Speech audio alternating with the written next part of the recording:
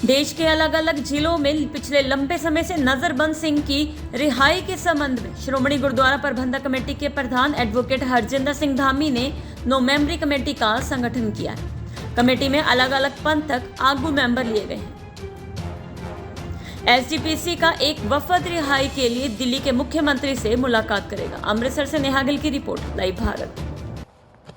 ਜਦੋਂ भी सिखा के ਜਾਂ चेचे तौर पर पंजाबियों के कोई भी मसले आए, श्रोमणी गुरुद्वारा प्रबंधक कमेटी अपने फर्जां की पूर्ति तो कदे पिछे नहीं हटी।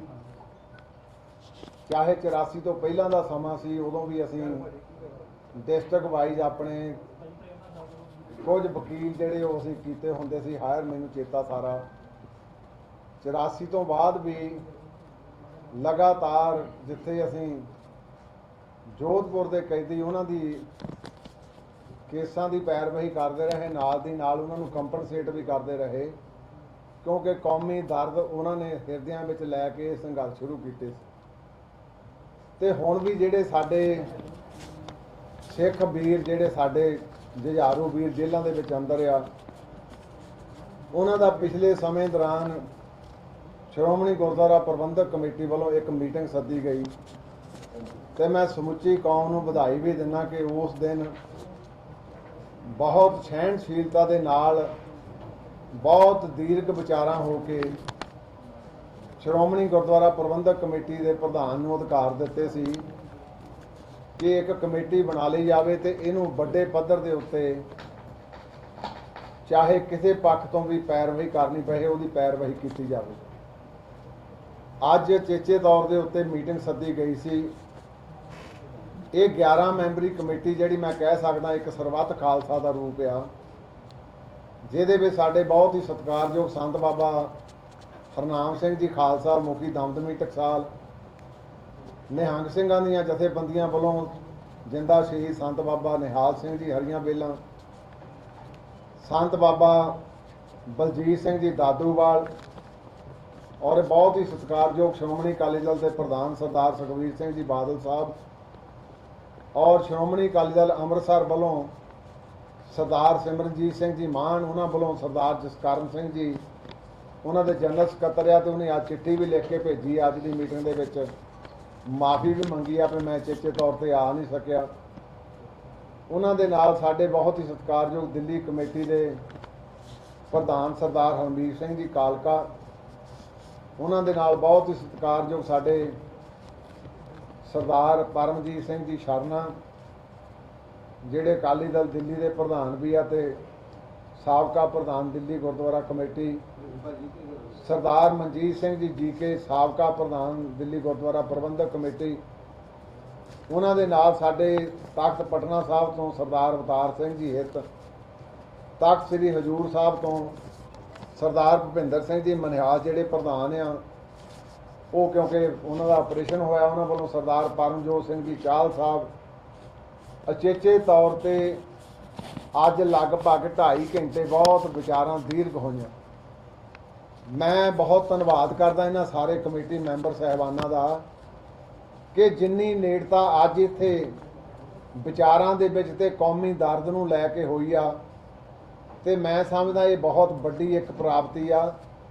जिस तख्त पटना साहब, तख्त हजूर साहब अकाल तख्त वालों, श्रोमणी कमेटी वालों और श्रोमणी अकाली दल वालों सारियां वालों ते इस तरह दमदमी टकसाल ते निहंग सिंघां दीआं जथेबंदियां, दादूवाल साहब ते दिल्ली गुरुद्वारा प्रबंधक कमेटी, ये मैं समझदा एक सरबत खालसा के रूप दे विच जथेबंदी बनी आ, जिन्हां ने विचारां तो बाद पहलां तां मैं सारियां दा धन्नवाद करदा एक सुरता दे नाल किसी भी पक्ष की जिहड़ी विचार गंभीरता नाल होई आ और उन्हां दे विच सारियां ने इस गल ते भी संतुष्टि प्रगट की। उन्हां दसबंदियां दा भी धन्नवाद जिहड़ियां इंडिविजुअल तौर पर भी ते चाहे विशेष तौर पर जथेबंदियां के रूप दे विच इन्हां सिख संघर्षी योद्धियां की पैरवही करते आ, उन्हां दा भी बहुत बहुत धन्नवाद किया। ते उन्हां दा सहयोग भी साडे नाल जदों लोड़ पई सारा लवांगे। सौर चेचे तौर पर जिहड़ा एक फैसला होया, वो फैसला कि सारियां जथेबंदियां सब तो पहलां जिहड़े साडे सिख संघर्षी योद्धे आ ਇਹ ਕਿਹੜੀ ਜੇਲ੍ਹ ਦੇ ਵਿੱਚ ਆ ਤੇ ਕਿਹੜੇ ਉਹਦੇ ਸਟੇਟ ਦੇ ਵਿੱਚ ਇਹ ਫਾਲ ਬੰਦ ਆ, ਉਹਨਾਂ ਲਈ ਇਹ ਸਾਰੀ ਮੁਲਾਂਕਣ ਕਰਕੇ ਇੱਕ ਟੀਮ ਬਣਾਈ ਜਾਊਗੀ ਜਿਹੜੀ ਰਿਪਰੈਜ਼ੈਂਟੇਸ਼ਨ ਤੌਰ ਦੇ ਉੱਤੇ ਸਾਰੇ ਉਹਨਾਂ ਦੇ ਜਿਹੜੇ ਕੇਸ ਕਿੰਨੀ ਕੈਦ ਆ ਉਹ ਸਾਰੀ ਤਿਆਰ ਕੀਤੀ ਜਾਊਗੀ। ਤੇ ਛੇਤੀ ਹੀ 15 ਦਿਨਾਂ ਦੇ ਵਿੱਚ ਇਹ ਪ੍ਰਧਾਨ ਮੰਤਰੀ ਸ਼੍ਰੀ ਨਰਿੰਦਰ ਭਾਈ ਮੋਦੀ ਜੀ ਨੂੰ ਦਿੱਲੀ ਜਾ ਕੇ ਇੱਕ ਰਿਪਰੈਜ਼ੈਂਟੇਸ਼ਨ ਸਾਰੇ ਇਕੱਠੇ ਹੋ ਕੇ ਦੇਣਗੇ, ਤਾਂ ਕਿ ਸਾਰੇ ਜਿੰਨੇ ਵੀ ਅਸੀਂ ਜਿਨ੍ਹਾਂ ਦਾ ਮੁਲਾਂਕਣ ਕੀਤਾ, ਜਿੰਨੇ ਵੀ ਸਿੱਖ ਕੈਦੀ ਸਾਡੇ, ਉਹਨਾਂ ਸਾਰਿਆਂ ਦੀ ਰਿਹਾਈ ਲਈ ਇੱਕ ਵੱਡੀ ਰਿਪਰੈਜ਼ੈਂਟੇਸ਼ਨ ਇਵੇਂ ਦਾਰੇ ਇਕੱਠੇ ਹੋ ਕੇ ਦੇਣਗੇ। ਦੂਸਰਾ ਇਹ ਵੀ ਫੈਸਲਾ ਹੋਇਆ ਕਿ home minister of India Shri Amit Shah ji ਨੂੰ ਵੀ ਇਸੇ ਤਰ੍ਹਾਂ ਇਕੱਠੇ ਹੋ ਕੇ ਇੱਕ ਡੈਪੂਟੇਸ਼ਨ ਲੈ ਕੇ ਰਿਪਰੈਜ਼ੈਂਟੇਸ਼ਨ ਦਿੱਤੀ ਜਾਊਗੀ। ਉਸ ਤੋਂ ਇਲਾਵਾ ਇੱਕ ਸਾਡੇ ਨੌਜਵਾਨ ਜਿਹੜੇ ਉਹ ਕਰਨਾਟਕਾ ਦੇ ਵਿੱਚ ਜੇਲ੍ਹ ਦੇ ਵਿੱਚ ਆ, ਉੱਥੇ ਦਾ ਕੇਸ ਆ, ਹੈਗੇ ਭਾਵੇਂ ਪੰਜਾਬ ਦੇ ਵਿੱਚ ਹੀ, ਤੇ ਉਹਨਾਂ ਲਈ ਵੀ ਮੁੱਖ ਮੰਤਰੀ ਜਿਹੜੇ ਕਰਨਾਟਕਾ ਦੇ, ਉਹਨਾਂ ਨੂੰ ਵੀ ਡੈਪੂਟੇਸ਼ਨ ਐਵੇਂ ਜਾ ਕੇ ਮਿਲੂਗਾ। ਦੂਜਾ ਪ੍ਰੋਫੈਸਰ ਦਵਿੰਦਰਪਾਲ ਸਿੰਘ ਜੀ ਭੁੱਲਰ, ਕਿਉਂਕਿ ਉਹਨਾਂ ਦੀ ਰਿਹਾਈ ਬਹੁਤ ਸਮੇਂ ਤੋਂ ਲਟਕਦੀ ਆ, ਉਹਦੇ ਲਈ ਦਿੱਲੀ ਦੇ ਮੁੱਖ ਮੰਤਰੀ ਸ਼੍ਰੀ ਕੇਜਰੀਵਾਲ ਸਾਹਿਬ ਨੂੰ ਵੀ ਸਾਡਾ ਡੈਪੂਟੇਸ਼ਨ ਮਿਲੂਗਾ। ਸੋ ਜਿਹੜੇ ਅਚੇਚੇ ਤੌਰ ਤੇ 550ਵੇਂ ਗੁਰੂ ਨਾਨਕ ਦੇਵ ਪਾਤਸ਼ਾਹ ਜੀ ਦੇ ਪ੍ਰਕਾਸ਼ ਦਿਹਾੜੇ ਤੇ ਸੈਂਟਰ ਦੀ ਸਰਕਾਰ ਨੇ ਜਿਨ੍ਹਾਂ ਦੀਆਂ ਰਿਹਾਈਆਂ ਕੀਤੀਆਂ ਸੀ, ਉਹਨਾਂ ਦੇ ਵਿੱਚ ਕੁਝ ਰਿਹਾ ਹੋ ਗਏ ਤੇ ਕੁਝ ਹਾਲੇ ਰਹਿੰਦੇ ਆ, ਤੇ ਇਸੇ ਕਰਕੇ ਸਮੁੱਚੇ ਤੌਰ ਤੇ ਫੈਸਲਾ ਕੀਤਾ ਗਿਆ ਕਿ ਅਸੀਂ ਰਿਪਰੈਜ਼ੈਂਟੇਸ਼ਨ ਵੀ ਸਾਰਿਆਂ ਨੂੰ ਦੇਵਾਂਗੇ। ਉਸ ਤੋਂ ਇਲਾਵਾ ਇੱਕ ਵਕੀਲਾਂ ਦੀ ਤੇ ਜੱਜ ਸਾਹਿਬਾਨ ਦੀ ਟੀਮ ਵੀ ਬਣਾਈ ਜਾਊਗੀ, ਤਿਆਰ ਕੀਤੀ ਜਾਊਗੀ। ਇਹ ਜਿਹੜੀ ਕਮੇਟੀ ਇਹ ਤਾਂ ਇੰਨੀ ਰਹੂਗੀ 11 ਮੈਂਬਰੀ, ਪਰ ਕਿਸੇ ਹੋਰ ਕਮੇਟੀ ਮੈਂਬਰ ਨੂੰ ਨਹੀਂ ਲਿਆ ਜਾਊਗਾ, ਸਬ ਕਮੇਟੀਆਂ ਵਿੱਚ ਉਹ ਬਣਾਈਆਂ ਜਾਣਗੀਆਂ ਤੇ ਉਹ ਸਾਰਾ ਮੁਲਾਂਕਣ ਕਰਕੇ ਇਹ ਜਿਹੜਾ ਸਾਰਾ ਇੱਕ ਕਾਰਜ ਆ ਇਹ 15 ਦਿਨਾਂ ਦੇ ਵਿੱਚ ਜਿਹੜਾ ਆ ਸਾਰਾ ਨੇਪਰੇ ਚਾੜਿਆ ਜਾਊਗਾ।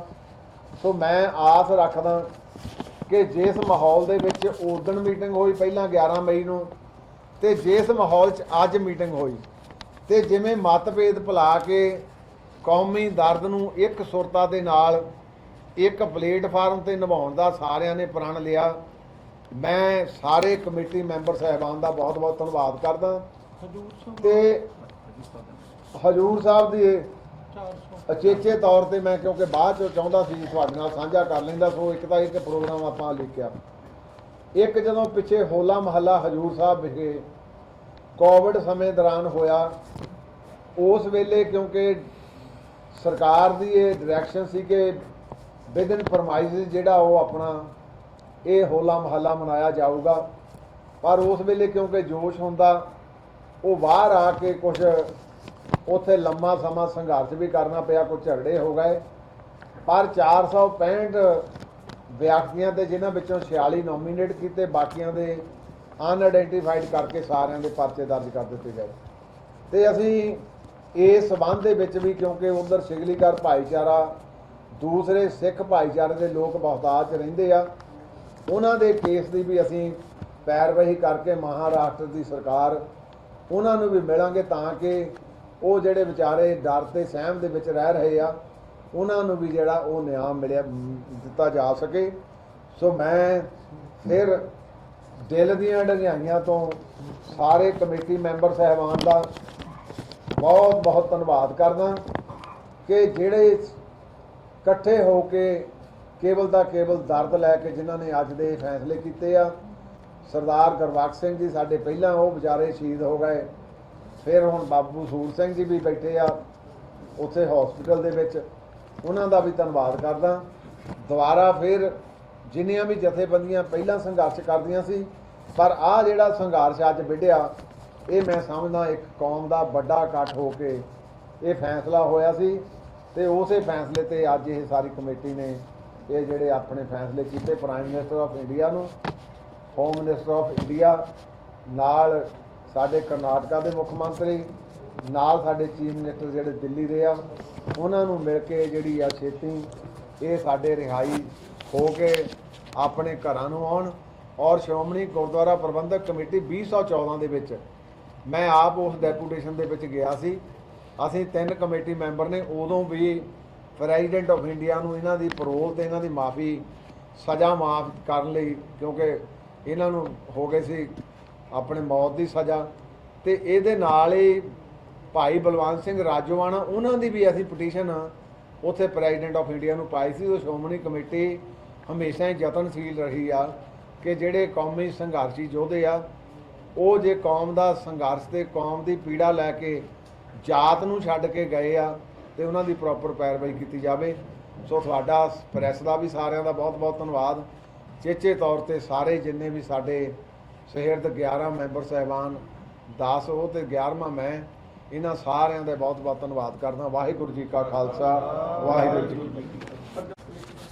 ਉਹ ਅਸੀਂ ਅੱਜ ਕਿਉਂਕਿ ਅਚੇਚੇ ਤੌਰ ਤੇ ਇੱਕੋ ਇੱਕ ਨਕਾਤੀ ਪ੍ਰੋਗਰਾਮ ਰੱਖਿਆ ਕਿ ਅਸੀਂ ਸਭ ਤੋਂ ਪਹਿਲਾਂ ਧੰਨਵਾਦ ਮੈਂ ਉਹਨਾਂ ਦਾ ਕਰ ਵੀ ਦਿੱਤਾ ਕਿ ਅਸੀਂ prime minister of India, home minister ਤੇ ਵੱਖ-ਵੱਖ ਚੀਫ ਮਿਨਿਸਟਰ ਨੂੰ ਵਿਦਨ 15 ਡੇਜ਼ ਮਿਲਾਂਗੇ।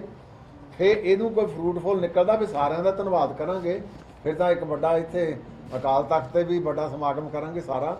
ਸੋ ਇਹ ਵੀ ਕਰਾਂਗੇ ਯਤਨ, ਪਰ ਹਾਲਾ ਇਮੀਡੀਏਟ ਸਾਡਾ ਇੱਕੋ ਹੀ ਬਣਿਆ ਪਿਆ, ਆਪਾਂ ਇਹਨਾਂ ਨੂੰ ਰਿਹਾਈ ਕਰਾਉਣ ਲਈ ਵੱਡੇ ਪੱਧਰ ਦੇ ਉੱਤੇ ਇਹ ਜਿਹੜਾ ਹੈ ਸਾਰਾ ਸਰਕਾਰ ਨੇ ਰਜੀਵ ਗਾਂਧੀ ਦੇ ਕਾਤਲ ਨੂੰ ਛੱਡ ਦਿੱਤਾ ਜੀ।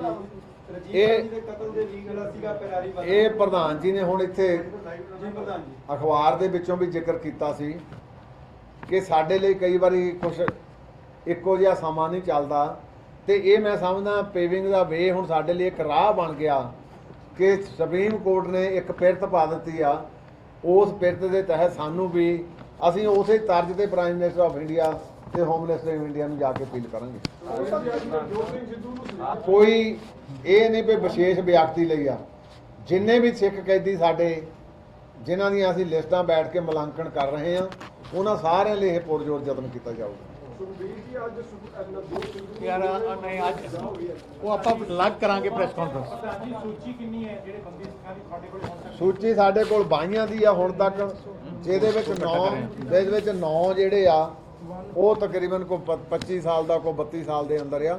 ਉਹਦੇ ਲਈ ਸੂਚੀ ਅਸੀਂ ਹੋਰ ਵੀ ਤਿਆਰ ਕਰ ਰਹੇ ਹਾਂ ਸੋ ਦੈਟ ਉਹ ਜਿਹੜੇ ਕੋਲ ਰਹਿ ਗਿਆ ਉਹ ਵੀ ਸਾਡੀ ਲਿਸਟ 'ਚ ਆ ਜਾਣ। 550 ਸਾਲਾਂ ਤੇ ਪ੍ਰਧਾਨ ਮੰਤਰੀ ਨੇ ਐਲਾਨ ਕੀਤਾ ਸੀ ਨਾ ਕੁਝ ਸਿੱਖ ਬੰਦੀ ਛੱਡਦੇ ਨੇ, ਉਹ ਬੰਦੀਆਂ ਦਾ ਕੀ? ਉਹਨਾਂ ਦੇ ਵਿੱਚ 7 ਸੀਗੇ, 2 ਸ਼ਾਇਦ ਆ ਗਏ ਆ, ਬਾਕੀ ਤੋਂ ਰਿਹਾ ਨਹੀਂ ਹੋਏ। ਛੋਟਾ ਜਿਹਾ ਇੱਕ ਸਵਾਲ ਹੈ, ਜਦੋਂ ਵੀ ਕੇਂਦਰ ਤੱਕ ਪਹੁੰਚ ਕਰਨ ਦੀ ਕੋਸ਼ਿਸ਼ ਕੀਤੀ ਜਾਂਦੀ ਹੈ ਜਥੇਬੰਦੀ ਘਟਾਉਣ ਵੱਲੋਂ, ਤਾਂ ਕੇਂਦਰ ਦਾ ਇਹੀ ਇਸ਼ਾਰਾ ਹੁੰਦਾ ਕਿਤੇ ਨਾ ਕਿਤੇ ਫੁੱਟ ਪਾਉਣ ਦੀ ਕੋਸ਼ਿਸ਼ ਕੀਤੀ ਜਾਂਦੀ ਹੈ ਕਿ 5 ਸਿੰਘ ਲੈ ਆਓ ਜਾਂ 4 ਸਿੰਘ ਲੈ ਆਓ ਤਾਂ ਉਹ ਸਾਡੇ ਨਾਲ ਮੁਲਾਕਾਤ ਕਰਨਗੇ। ਜੇਕਰ ਅਜਿਹਾ ਮਾਮਲੇ ਦੇ ਵਿੱਚ ਅਜਿਹਾ ਹੁੰਦਾ ਤਾਂ ਕਿਹੜੇ ਆਪਣੇ 5 ਸਿੰਘ ਹੋਣਗੇ ਜਾਂ ਆਪਸ ਵਿੱਚ? ਦੇਖੋ ਇਹ ਪਹਿਲਾਂ ਮੈਂ ਕਲੀਅਰ ਕਰਤਾ, ਇਹ ਸਾਰੇ ਮੈਂਬਰ ਜਿਹੜੇ ਗੰਭੀਰਤਾ ਦੇ ਨਾਲ ਆ, ਸਾਰੇ ਦੇ ਸਾਰੇ ਜਾਣਗੇ। ਤੇ ਸਾਡੇ 'ਚ ਕੋਈ ਫੁੱਟ ਨਹੀਂ ਹੈ, ਆ ਮਿਸ਼ਨ ਸਾਰਿਆਂ ਦਾ ਇੱਕੋ ਹੀ ਹੈ ਕਿ ਅਸੀਂ ਬੰਦੀ ਸਿੱਖਾਂ ਨੂੰ ਰਿਹਾ ਕਰਨਾ। ਕਿਉਂਕਿ ਕਿਸਾਨਾਂ ਨੂੰ ਕਿਹਾ ਸੀਗਾ ਕਿ 11 ਮੈਂਬਰੀ ਕਮੇਟੀ ਲੈ ਕੇ ਆਓ, ਕਿਉਂਕਿ ਕਿਸਾਨਾਂ ਨੂੰ ਕਿਹਾ ਸੀਗਾ 11 ਮੈਂਬਰੀ ਕਮੇਟੀ ਲੈ ਕੇ ਆਓ, ਅਸੀਂ 32 ਨਹੀਂ ਅੰਦਰ ਵਾੜਨੇ ਹੈਗੇ, 11 ਜਾਣੇ ਚੁਣ ਕੇ ਆ ਜਾਓ, ਉਹ ਮੈਨੂੰ ਮਿਲਣ। ਕੋਈ ਨਹੀਂ, ਅਸੀਂ ਤਾਂ ਹੈ ਹੀ 11 ਆ। ਚਲੋ ਹੈ, ਥੈਂਕ ਯੂ। ਧੰਨਵਾਦ ਜੀ, ਧੰਨਵਾਦ।